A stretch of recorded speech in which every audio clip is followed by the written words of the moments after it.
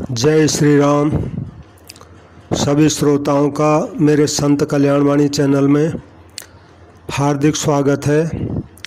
आज पुनः श्री रामकृष्ण देव जी महाराज द्वारा सुनाई गई बोध कथाएं इस 5वें भाग में मैं पुनः सुनाने जा रहा हूँ।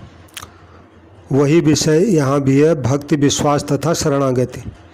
श्री रामकृष्ण देव जी महाराज ने भक्ति, विश्वास तथा शरणागति विषय को समझाने के लिए अपने तत्कालीन शिष्यों को जो कथाएं सुनाई थी वही कथाएं मैं पुनः इस वीडियो में सुनाने जा रहा हूं।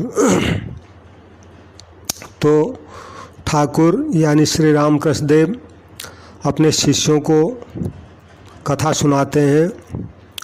मानव में स्वाधीन इच्छा है या नहीं, इस विषय पर बहुत देर तक वाद विवाद करने के पश्चात श्री रामकृष्ण के दो बालक शिष्य यथार्थ समाधान पाने के लिए श्री रामकृष्ण के निकट उपस्थित हुए। बालकों का विवाद कुछ देर तक सुनने के बाद श्री रामकृष्ण ने कहा, भला स्वाधीन इच्छा भी किसी में विद्यमान है? ईश्वर की ही इच्छा से सदा सब कुछ होता रहा है और होता रहेगा। मनुष्य इस बात को अंत में समझ पाता है। फिर भी यह बात सत्य है कि यदि किसी गाय को एक लंबी रस्सी के द्वारा खूंटे से बांध कर रखा जाए तो वह गाय चाहे तो खूंटे से एक हाथ की दूरी पर खड़ी हो सकती है और चाहे वो गाय रस्सी जितनी लंबी है उतनी दूर तक जाकर भी खड़ी हो सकती है। मनुष्य की स्वाधीन इच्छा भी इसी प्रकार की है। वह गाय उतनी सीमा के भीतर चाहे जहाँ बैठे खड़ी हो या घूमती रहे। इसी विचार से मनुष्य उसे इस प्रकार से बांधता है। इसी प्रकार ईश्वर ने भी मनुष्य को कुछ शक्ति प्रदान कर उसे उस शक्ति का चाहे जैसे एवं चाहे जितना उपयोग करने की स्वतंत्रता देकर छोड़ दिया है। इसलिए मनुष्य समझता है कि वह स्वाधीन है, पर रस्सी खूंटी से बंधी हुई है। फिर भी एक बात है, कातर होकर उनसे प्रार्थना करने पर वे रस्सी को ढीला कर बांध सकते हैं और उसे भी लंबा कर दे सकते हैं और चाहें तो गले के बंधन को एकदम खोल भी सकते हैं। यानी कहने का मतलब ये हुआ कि जो गाय बंधी हुई है लंबी रस्सी से, भगवान ने उसको बांध रखा है, ये समझ लेना चाहिए। तो गाय उस लंबी रस्सी के चाहे अधिकतम लंबी और रस्सी जहाँ तक है वहाँ तक खड़ी हो जाए, चाहे थोड़ा कम खड़ी हो जाए, चाहे खूंटे पर खड़ी हो जाए, लेकिन वो अधिक से अधिक उतना ही आगे पीछे जा सकती है जितनी लंबी तक रस्सी है। तो ठीक यही बात भगवान ने मनुष्यों को भी छूट दे रखी है, यानी कुछ शक्ति उनको दे रखी है उनकी स्वतंत्रता से काम करने के लिए, लेकिन वो शक्ति सीमित है, उससे ज़्यादा नहीं है। मानो ऐसे इसको समझ सकते हैं जैसे कोई आदमी जो है 1 कुंटल अनाज को उठा सकता है, बोरी को 1 कुंटल बोरी को उठा सकता है। तो चाहे वह 25 किलो उठा ले, 10 किलो उठा ले, 50 किलो उठा ले, 75 किलो उठा ले, लेकिन अधिक से अधिक इतनी शक्ति है कि 1 कुंटल तक वो उठा सकता है। अगर कोई 4 कुंटल उठाने के लिए कहेगा तो वो नहीं उठा पाएगा। क्यों नहीं उठा पाएगा? क्योंकि इतनी उस पर शक्ति नहीं है। तो यानी भगवान ने कुछ शक्ति दे करके ही मनुष्य को पैदा करके उसको कुछ शक्ति दी है, उस शक्ति का वो अपने स्वतंत्रता पूर्वक उपयोग या दुरुपयोग कर सकता है, ये मतलब हुआ। तो सुनकर शिष्यों ने पूछा, तब तो साधन भजन करने में मनुष्य का हाथ नहीं है, सभी ऐसा कह सकते हैं। मैं जो कुछ कर रहा हूँ सब ईश्वर की इच्छा से ही कर रहा हूँ। तो शिष्यों के ऐसा कहने पर श्री रामकृष्ण देव बोले, पर वैसा केवल मुंह से कहने से क्या होगा? कांटा नहीं है, मुंह से कहने से क्या होगा? कांटे पर हाथ पड़ते ही तो उफ कर उठना पड़ता है। साधन भजन करना यदि मनुष्य के हाथ में होता तो सभी लोग साधन भजन कर पाते, पर यह क्यों नहीं हो पाता। फिर भी यह सच है कि ईश्वर ने मनुष्य को जितनी शक्ति दी है उसका पूरी तरह से सदुपयोग किए बिना वे अधिक शक्ति नहीं देते। इसलिए पुरुषार्थ या उद्यम आवश्यक है। यानी रामकृष्ण देव कहते हैं जितनी शक्ति है उस अनुरूप अच्छी दिशा में पुरुषार्थ या उद्यम करना आवश्यक है। ईश्वर की कृपा का अधिकारी बनने के लिए सभी को कुछ न कुछ उद्यम करना पड़ता है। ऐसा करने पर उनकी कृपा से 10 जन्म का भोग एक ही जन्म में कट जाता है, किंतु उनके ऊपर निर्भर होकर कुछ न कुछ उद्यम करना ही पड़ता है। तो इस विषय में अब ठाकुर जी अपने शिष्यों को एक कथा सुना रहे हैं। तो ठाकुर जी बोले, एक कथा सुनो। गोलोक बिहारी भगवान विष्णु ने एक बार किसी कारण से नारद को सांप दिया कि नारद तुम्हें नरक भोगना पड़ेगा। सुनकर नारद बड़े चिंतित हुए।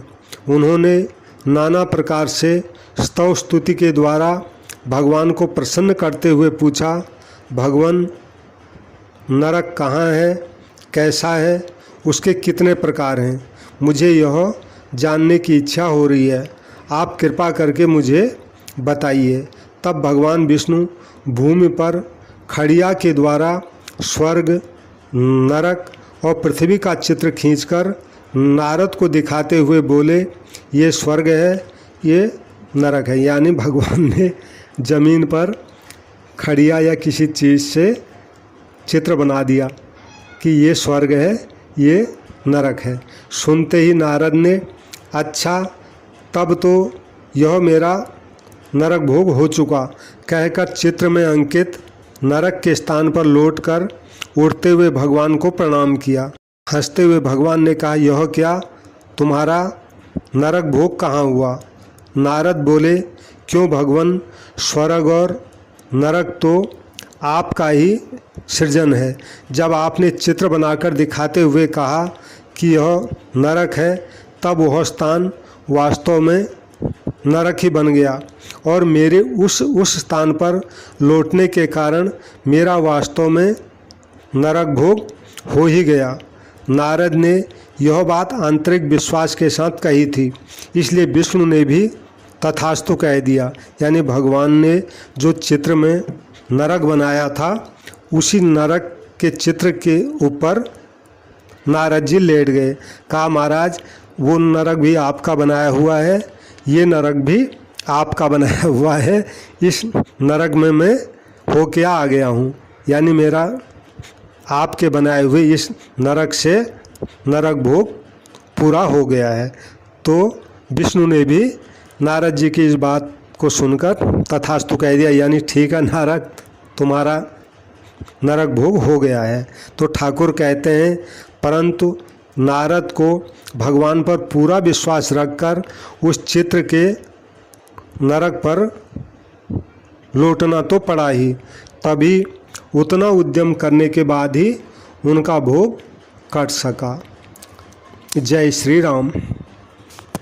अब इसी विषय की भक्ति, विश्वास और शरणागति के संबंध में अगली कथा श्री राम कृष्णदेव शिष्यों को सुनाते हैं।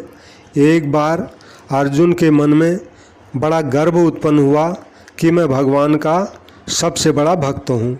अंतर्यामी भगवान श्री कृष्ण उसके गर्व को चूर्ण करने के लिए उसे एक दिन अपने साथ लेकर घूमने गए।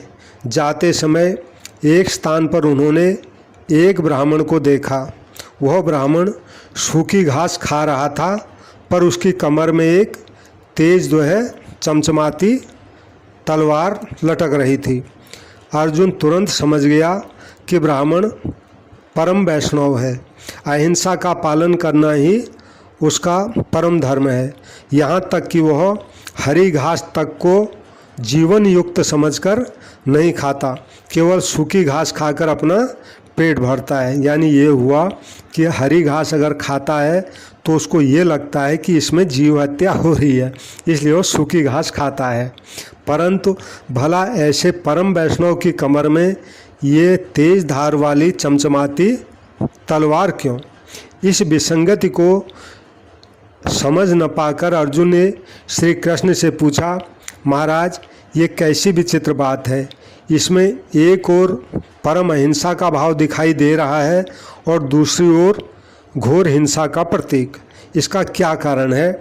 मेरी तो समझ में नहीं आता। तो अर्जुन के ऐसा पूछने पर श्री कृष्ण ने अर्जुन से कहा कि अर्जुन तुम उसी से पूछ लो। तब अर्जुन ने ब्राह्मण के निकट जाकर पूछा, महाराज तुम तो जीव हिंसा नहीं करते, सूखी घास खाया करते हो, फिर तुम्हारे पास ये तलवार क्यों?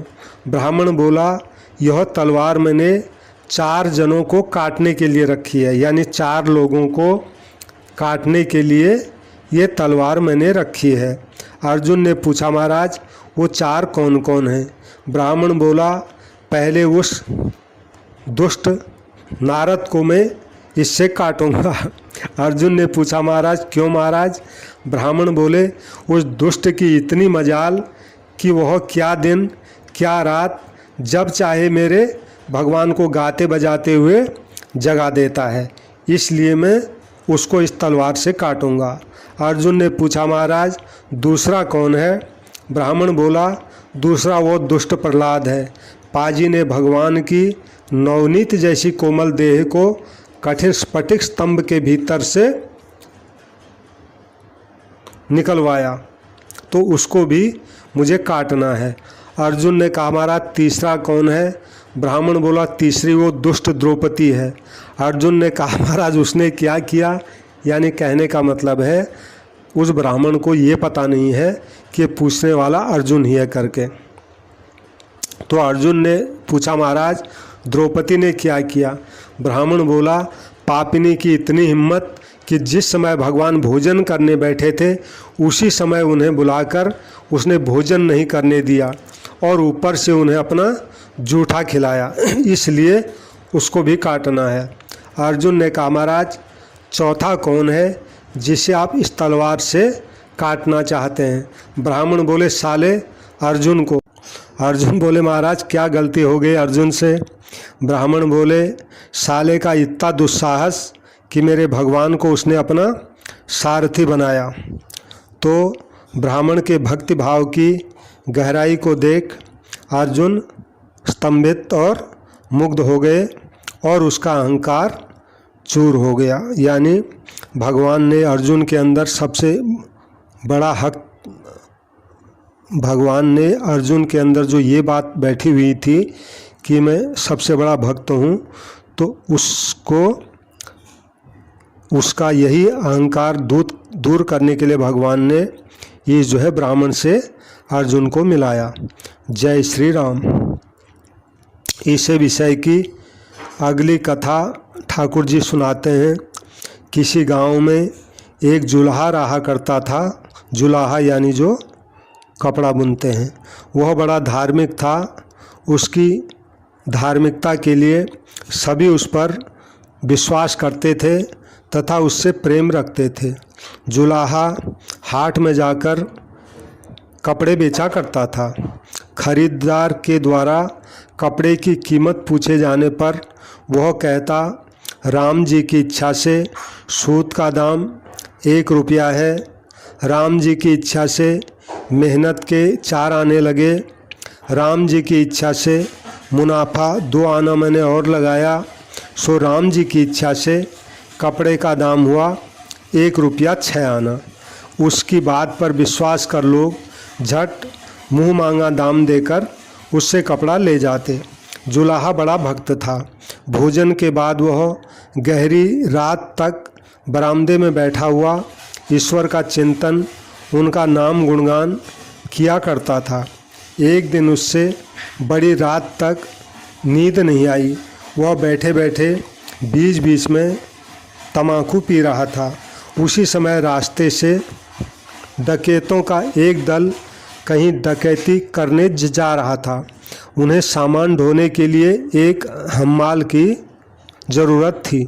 वे उस जुलाहे को देखते ही अपने साथ उसको खींच कर ले गए। फिर उन्होंने एक मकान में डांका डाला और सब माल जुलाहे के सिर पर लाद कर चलने लगे। पर इतने में पुलिस आ पहुंची।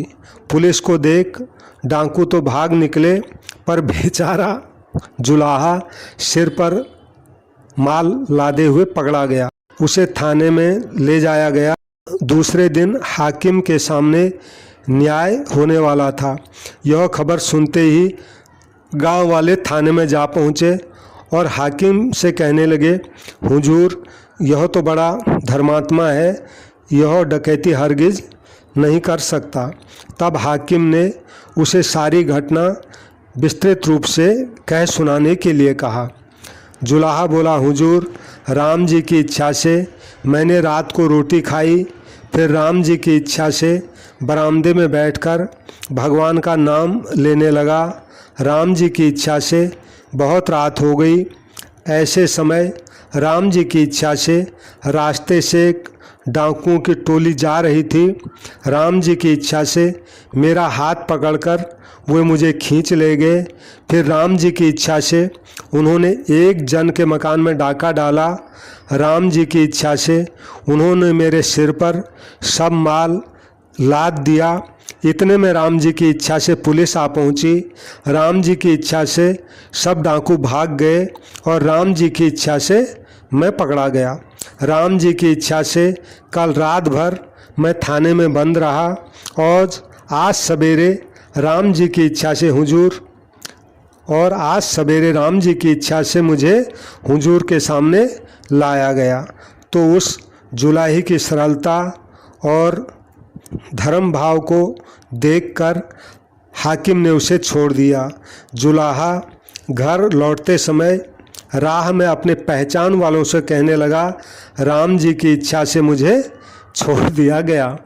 तो रामकृष्ण देव कहते हैं, संसार में रहना, संन्यास ग्रहण करना सभी राम जी की इच्छा है, इसलिए उन्हीं पर सब भार डालकर संसार का सब कामकाज करो।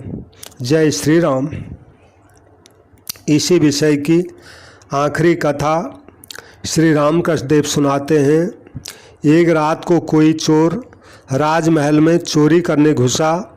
उसे सुनाई दिया कि राजा रानी से कह रहा है, कल सवेरे गंगा जी के किनारे जो साधु ठहरे हुए हैं उनमें से एक जन के साथ राजकन्या का विवाह रचाएंगे। सुनते ही चोर ने सोचा, मैं भी क्यों न गंगा किनारे साधु बनकर बैठा रहूं। यदि भाग जाग जाए तो राजकुमारी के साथ मेरा विवाह हो जाएगा। उसने वैसा ही किया। दूसरे दिन सवेरे राजा के कर्मचारी उस स्थान पर आकर एक एक कर सब साधुओं को राजकन्या के साथ विवाह करने के लिए विनती करने लगे, पर कोई साधु राजी नहीं हुआ। अंत में राज कर्मचारियों ने उस साधु वेशधारी चोर को आमंत्रण दिया, पर चोर उस समय अपना मनोभाव प्रकट नहीं कर थोड़ा चुप्पी साधे रहा। राजा के कर्मचारियों ने आकर राजा से कहा, एक युवक साधु है, वे शायद राजी हो सकते हैं, परंतु और कोई साधु तैयार नहीं है। तब राजा स्वयं उस साधु भेषधारी चोर के निकट आए तथा नाना प्रकार से उसकी आरजू मिन्नत करने लगे, परंतु राजा को सामने देखते ही उस चोर के मन में परिवर्तन हो गया। वह सोचने लगा, मैंने केवल साधु का भेष चढ़ाया है, इतने से ही राजा खुद आकर मेरी इतनी खुशामद कर रहा है, तब तो न जाने वास्तव में मैं साधु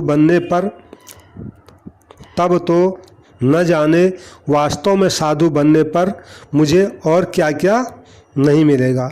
इस विचार के परिणाम स्वरूप उसने विवाह के प्रस्ताव को नकार दिया और वह वास्तव में यथार्थ साधु बनने के लिए प्रयत्न करने लगा। फिर उसने कभी विवाह नहीं किया और वह एक अच्छा साधु बन गया।